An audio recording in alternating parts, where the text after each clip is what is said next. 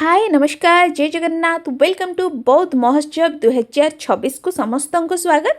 आज आम एक्सप्लोर करवा फूड बौद्ध महोत्सव में कौन कौन सब खाଇବା आसी। पनीर स्टिक देखी पारे मशरूम स्टिक आसी कोटिंग देकी गोटे बढ़िया भाव में फ्राए करुँच बहुत बढ़िया टेस्ट अच्छी। ता सहित सबू दुकान में available Mathura cake Lanka chop आउ कटलेट दौरान सांगे चटनी। आमिष लवर माटी हांडी मटन सहित चिकेन पत्र पोड़ा ता सहित बांबो चिकेन मिलूँ जहाँकि लाइव पोड़ी की दौरान तार हाफ प्लेट फुल प्लेट अच्छी।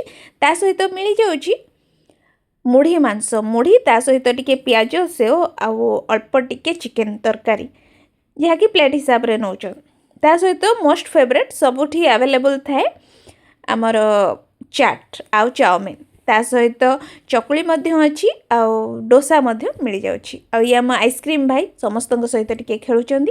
तापर विभिन्न प्रकार चॉप आसी जाइए अंडा चॉप चिकेन चॉप तापर एथि देखो फ्राएड है लेग पीस गुड़ाक रखाही। बाकी यहाँ हूँ आमिष स्टल जहाँकि गोटे कर्नर लगी। ता सहित मोस्ट फेवरेट चाउल बरा आ लंका चॉप दौरान बढ़िया पान भंगा चलती जहाँकि पर पीस 20 टंका रु 30 टंका रोचे। फायर पान भी दौरान ता सहित आसी जाइए ठुंका पुरी तेलर क्वालिटी जहाँ भी थाउ किंतु ठुंका पुरीटा पूरा गोल गोल होगी फुलुची।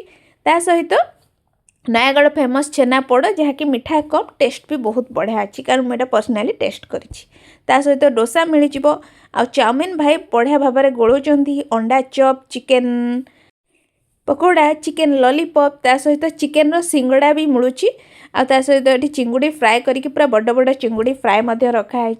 आ सबू स्टॉल प्रायतः आपको ठुंका पुरी मिल आउ पांबड़ी चाट मिल ता सहित स्पेशल देखो दहीबरा भी आसी जाइए। आ चाट तो सब स्टॉल अवेलेबल रोचे। एने गोटे वेज रोल भी दौरान आदि किसी रहीगला कमेंट रे निश्चित जनइबे। स्पाइराल पटाटो भी दौरान ता सहित कुल्फी ठंडा वेराइटी ऑफ आइसक्रीम विभिन्न प्रकार ठंडा जिनस आसता सहित पूरी फेमस खजा फेणी आसी जहाँकि दुईटा वेराइटी गोटे मोटा गोटे पतला आउ ये चारिकणिया मिठा गोल मिठा ता सहित मालपुआ रसावली आसी। आ मोस्ट फेवरेट मटर सूप दौरान जहाँकि कम रेट प्राइस भल अच्छी टेस्ट भी बहुत बढ़िया अच्छी। ता सहित जदि हेल्दी खाइबा चाहते मटर सूप सहित मका स्टीम मका मिलूँ चाट मिल जाऊँगी आउ भ्राम्यमाण चाहा भी सबुठी मिल जाऊँगी। तो ये बहुत मस्त खाइबा।